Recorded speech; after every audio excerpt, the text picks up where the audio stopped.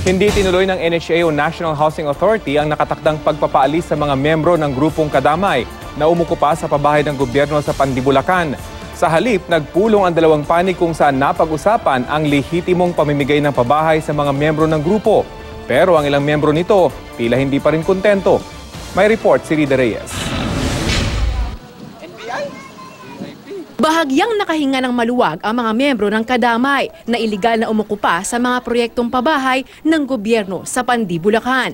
Hindi kasi itinuloy ang nakatakdasa ng deadline ng eviction notice na ibinigay sa kanila para lisanin ang mga housing unit. Ito ang napagkasunduan kanina sa pulong ng mga kinatawan ng Kadamay at National Housing Authority. They will be further profiled into sino ba yung may immediate need. No, not necessarily sabay-sabay yun eh.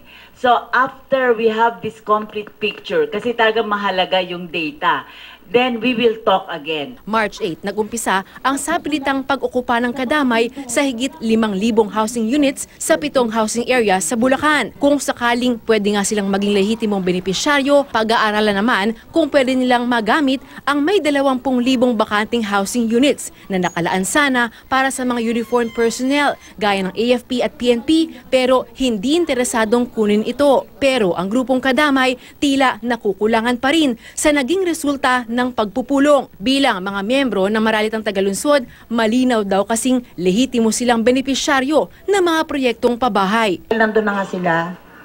Big sabihin, wala pa naman yung mga ibang ililipat doon.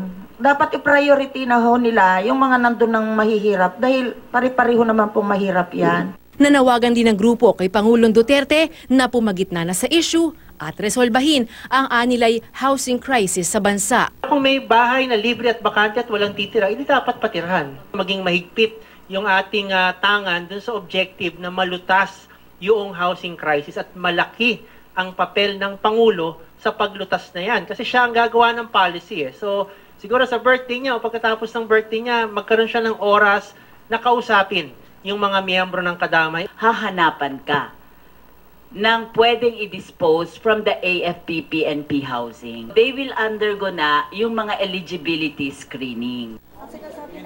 Rida Reyes, GMA News.